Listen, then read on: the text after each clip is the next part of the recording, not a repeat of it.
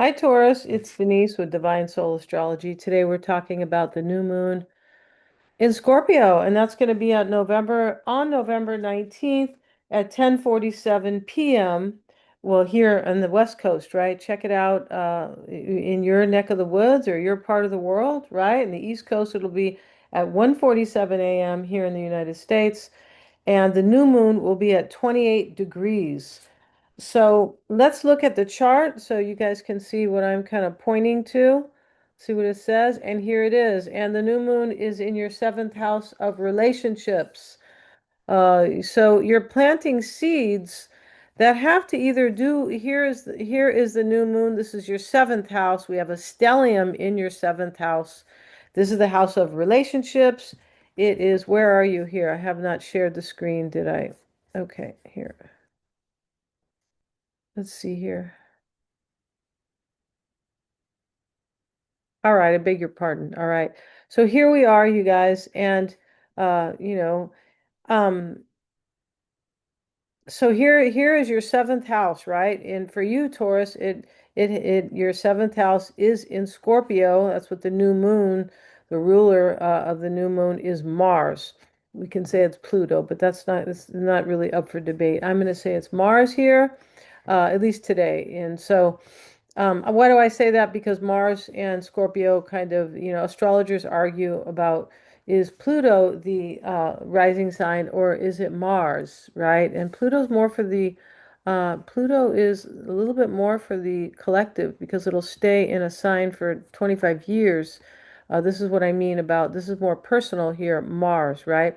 So let's getting back to this, but this is happening in your seventh house, which is ruled by Mars. Okay, Taurus. So, um, yeah, and so this is your house of relationships, but not just that, just relating to people, your approach to relating to people.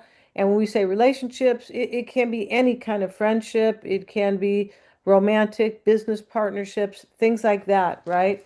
And those things are really important for Librans, right? And this is about kind of when I talk about the seventh house, this is a Libra energy. Yours just happens is in Scorpio, happens to be ruled by Mars. All right, but when we have the new moon in your seventh house, this is also about peace and harmony. Yeah, interesting though, when we have Mars ruling it, I mean, could be just very interesting, I say, but excuse me, I'm going to go ahead and, explain more about that because the seventh house is the house also of enemies or opponents, right? Of court cases. So, maybe you're doing something that has to do with that, right? These seven house themes. And Taurus, your natal Venus is, let's go to your natal Venus here, and it is in your seventh house. It loves to be in the seventh house, so this is really supporting you, right? Venus is the natural ruler for both Libra and Taurus, and so, but in the signs, it is the leader, it is the ruler of the seventh house and your first house, Taurus, right? You guys share both Taurus and Libra share Venus as the ruler. So Venus is here very much at home in this house, the seventh house, and this is supporting your relationships. It can be supporting, your money as possibly your money, your job as well. Your well-being can be supporting maybe your financial well-being, even within a relationship, because Scorpio is also about money here. So that's very good there for you, Taurus. I believe it is, right? Mm-hmm. And let's look at that here. And um, yeah, and Venus is trining the North Node in the 11th house. Let's look at your natal Venus here, trining the North Node. This is really beautiful, and this is part of the water trine, because here this is Scorpio is a water sign, as is Pisces, right? And that's what the trine, they happen in the same elements most of the time, which makes a flow. It creates a flow, right? These are both water signs. The trine can make everything easy for you, things you want, or it can kind of, and it can happen quickly, trines. So the way we say, oh, wow, change is taking forever or whatever, sometimes this trine. is speed. It is. And so, but we have this here, and this is going to be in your 11th house of the future. The North Node is about your higher potential, your true potential, your fate and destiny, and your evolution, right? This is what your soul, this can be your life path, what your soul wants for you in this incarnation, in this life. So here we see Taurus, this North Node sitting there being trined by Venus is it's like a blessing. Something really good is happening for you here. There could be gains. The 11th house is the house of gains as well. It's also about social groups, as is the North Node can be about people too that are involved with our evolution or our life path. But this is excellent for you, this trine Taurus. Yeah, it is. Um, and then we have, let's see here too, and Venus is sextiling the South Node in the South Node in your fifth house of love. Let's look at that. Here's Venus, the South Node's right here. Here's the sextile. So sextiles are events or opportunities, but you have to see them, right? In order for that to be an opportunity, you have to see it and act on it. But there is a sextile there. Um, yeah, and this is going to be in your fifth house. This can be about lovers. Yeah, it can. This is your also, but these are your pursuits, your creative pursuits. The house of can be about children as well. But there's definitely an opportunity here, and even the teaching of children. But there's something you're letting go of here, and there's an opportunity for you to either see it and turn your cheek to it. It can be something physical, but it doesn't have to be. It can be something very psychological as well. But these are these nodes here where you have the sextile and the trine. Those are in psychological signs. Not, I mean, health, regarding health, right? Virgo is the physical health, and the North Node is the psychological health, right? Especially as it sits in Pisces. Very, very psychological here. So this South Node, though, it's in Virgo, and this can be you leaving behind old habits, can be that were kind of maybe possibly getting in the way of your life path here. Yeah, it could be. Um, and you are definitely doing this with like this stability or this self-esteem. And Venus is also about self-care. Yeah, it can be because this is how we feel more stable, right? The second house is stability. Yeah, it is. So, ruling you, Taurus. Yeah. And so let's see what else we have here.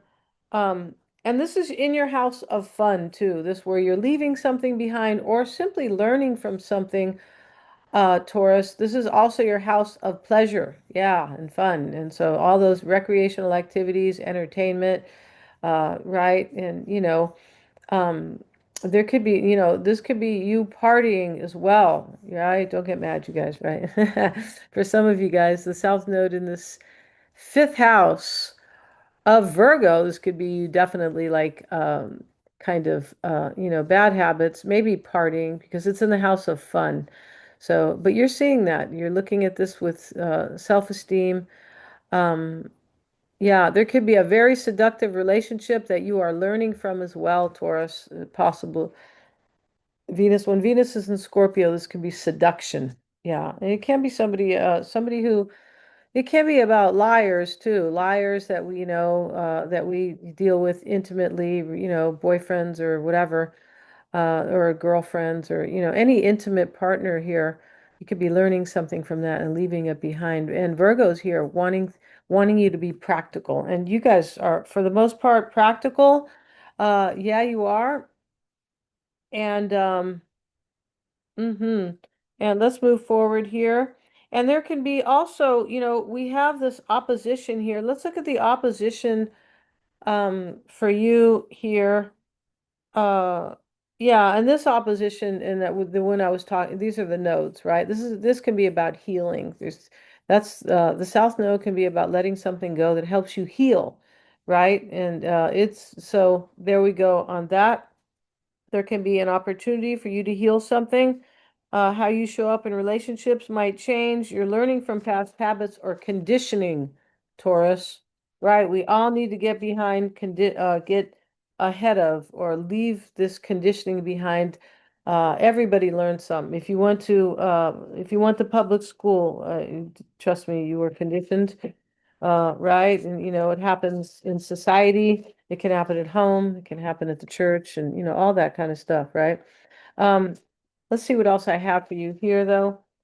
Um, yeah, and let's look at the kite, right? For you guys, and we'll refresh this. And the kite is about good luck and fortune, and it can be opportunities.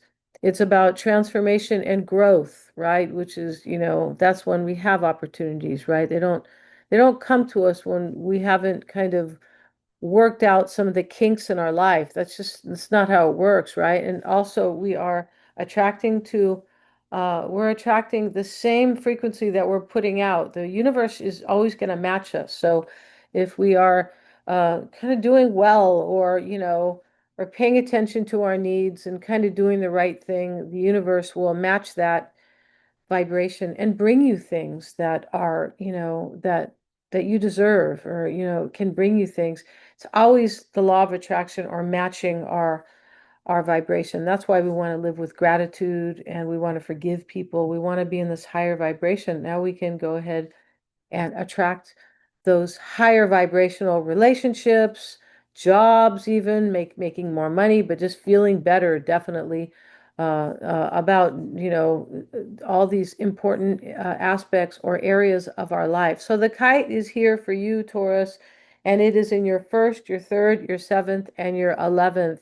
So the kite, right? We see this kite here, these sextiles here. We have trines here. Trines are, the flow, helping you in your life. The sextiles are opportunities. Um, and so this is in your first house, Taurus, and the next house is the third. This is Cancer. We have these trines here, right? The water trine, um, still here in November. And so this is happening at the time of the new moon. And Jupiter is in your third house. So Jupiter in your third house with this trine can really help you expand your goals, your plans, your visions. It can help you with decisions. Don't get too excited though here. Sometimes Jupiter is too big and indulgent, things like that. It can be, I know this because I'm a Sagittarius and this is my ruling planet, right? Jupiter wants everything to be big and decadent and things like that. And sometimes get too kind of enthusiastic or overly zealous sometimes. But this is sitting in your third house. Maybe you're traveling as well. You could be you might be, maybe you're planning. What the new moon is all about, planting seeds, right? That's what the new moon is about.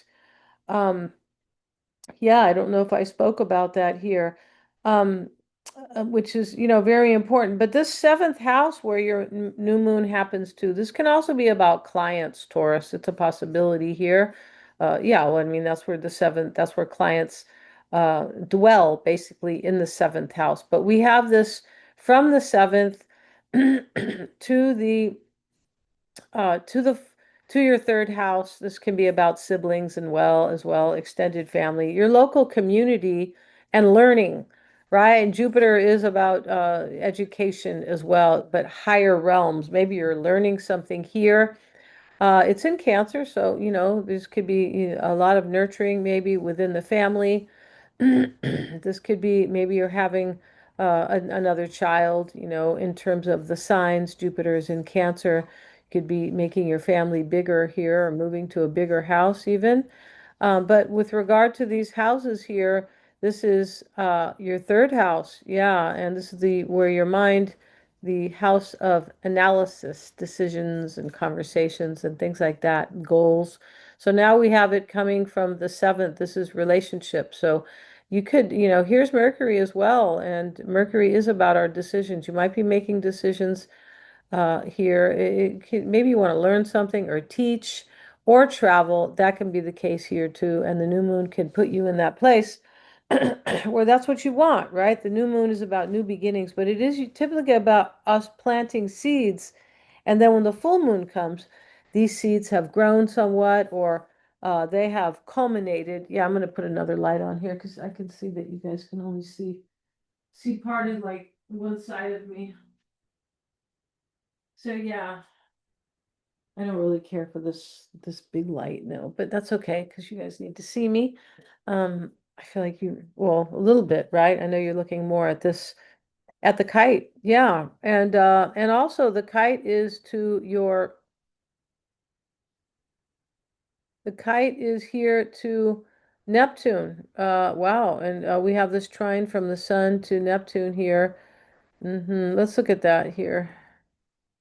Yeah, the sun is trining, at the time of the new moon from your seventh house. This is all about either your relationships or your relating. Remember, it can be court cases, the seventh house, and maybe Mercury and Scorpio can show you what you need to do about a particular legal matter. That could be the case here. But this trine here is to your 11th house of the future. So there's something really going on for you. It could be regarding your career. Saturn is career right here. It can be. You could be making long-term goals. But we have Neptune here. They're in a loose, Neptune is in a loose kind of a loose conjunction here.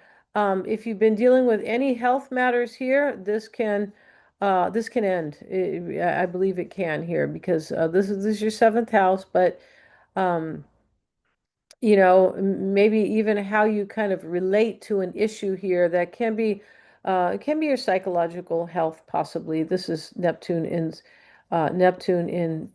this in Pisces, but you could be letting something go here as well. Pisces is about release, as is Neptune, but when we see this in a very, positive light because they're trines and the new moon is of the planting of new seeds, very hopeful for the future. Neptune can really support your dreams, that your visions and your dreams, and Saturn can give it the solidity that it needs, the seriousness, right?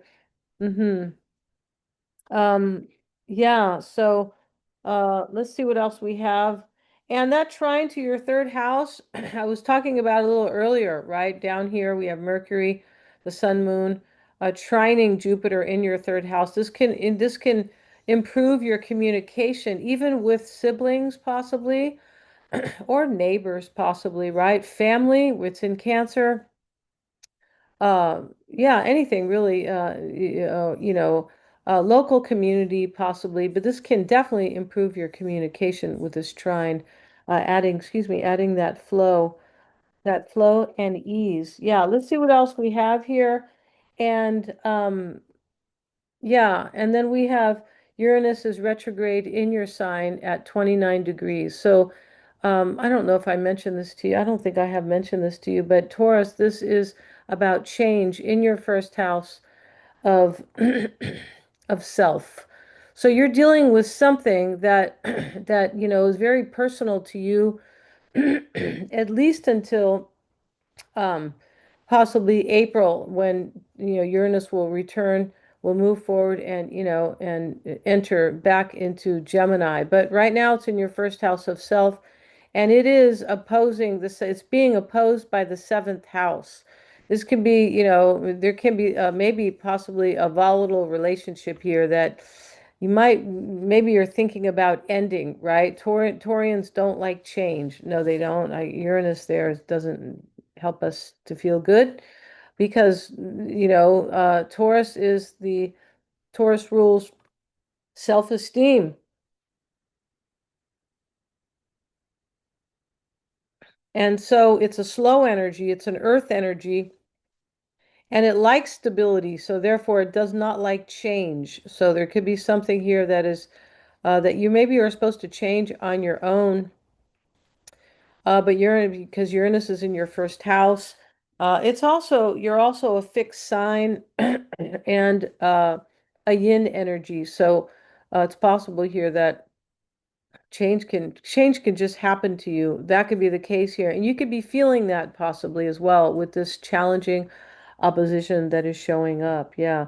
And Mercury wants you to be very intelligent about your decisions or whatever this change is or this instability over here in your first house. Mercury wants you to be practical about it and look at the details. Yeah, look closely at the details. Yeah, Mercury kind of has the magnifying glass out, right? It's kind of the detective, the student, the intelligent, right?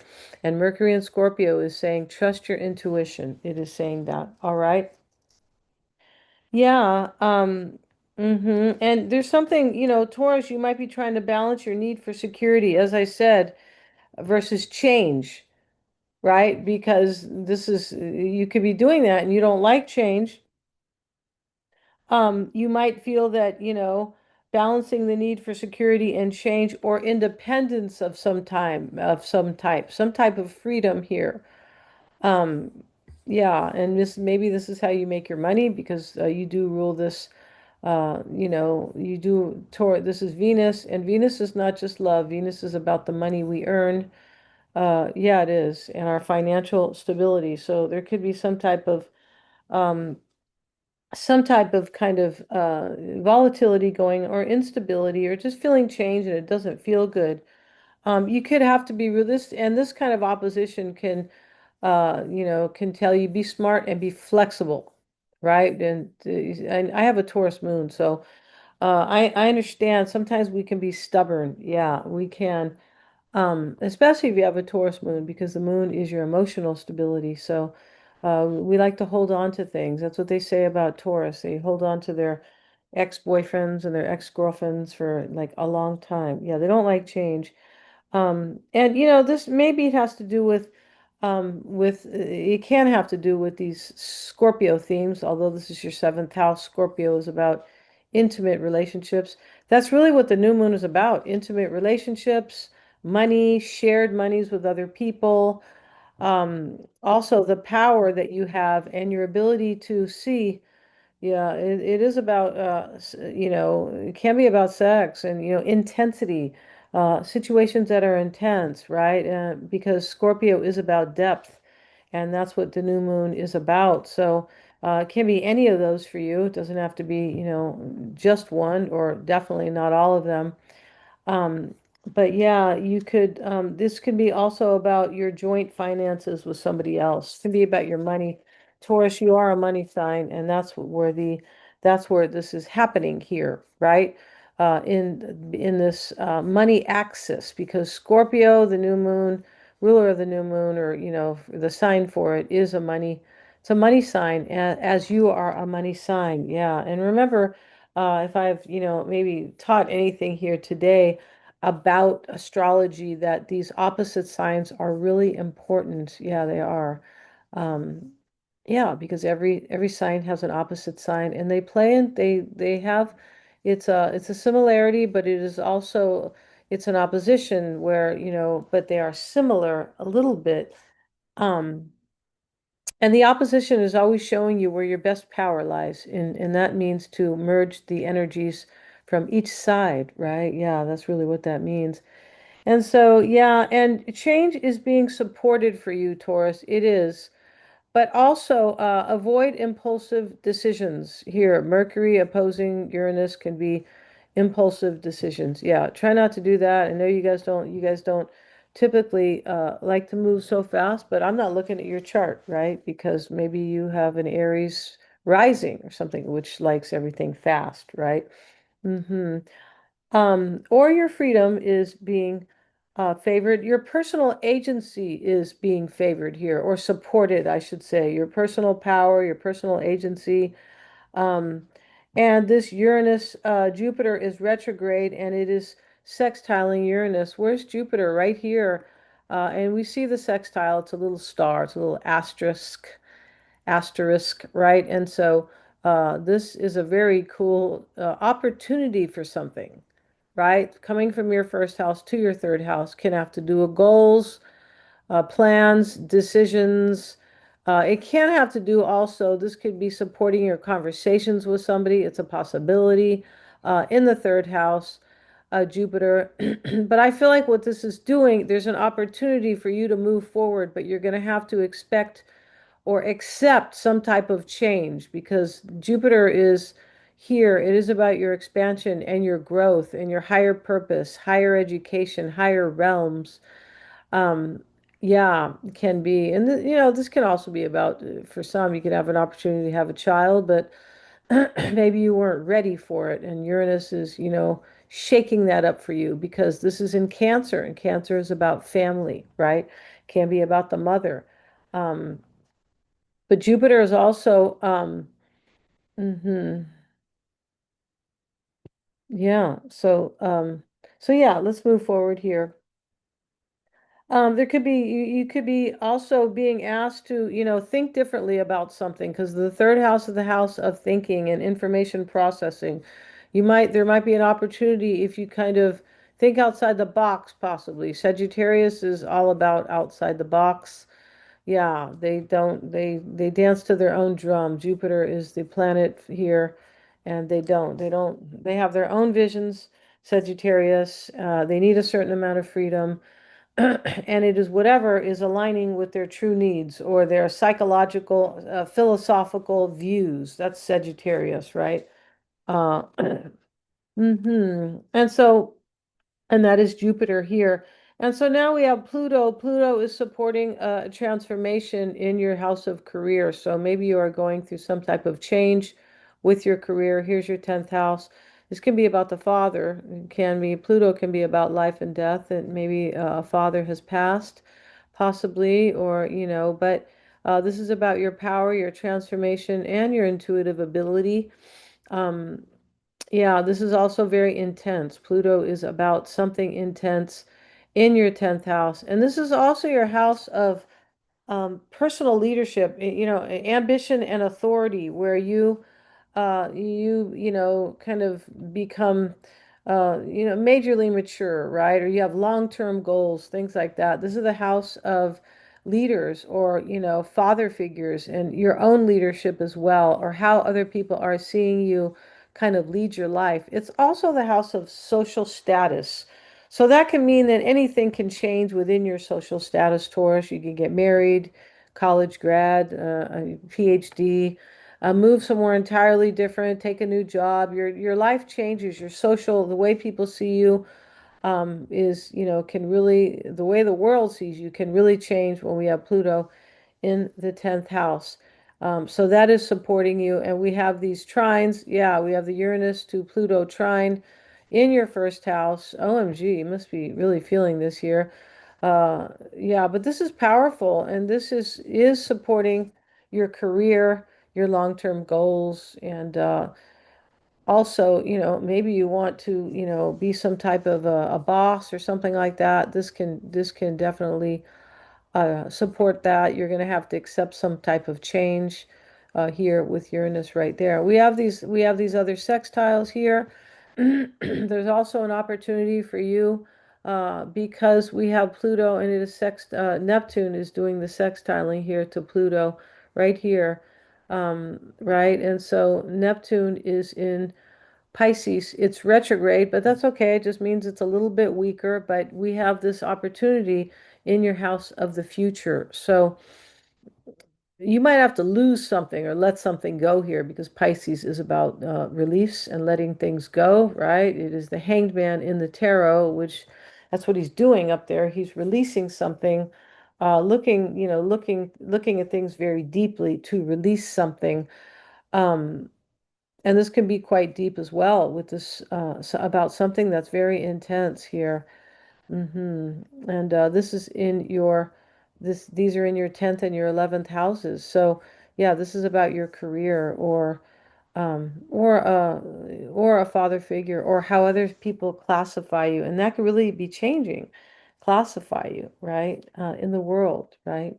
Whatever social change you could be making, that can happen, and you might have this on your mind during the new moon because the new moon is about the plant seeds we plant for the future. It is. Mm-hmm. Yeah, and the 11th house is the future, but it's also the house right here of social, it can be of social change, but it is about like-minded people, can be about our friends, social groups and things like that. Yeah, and so there is an opportunity for you to grow here because of this Jupiter showing up in your third house of the mind, of your decisions and all these kind of plans and goals here, your willpower. This is really good. I did talk about that. Um, Yeah. And so let's see. Yeah. And that's what I have for you guys, Taurus.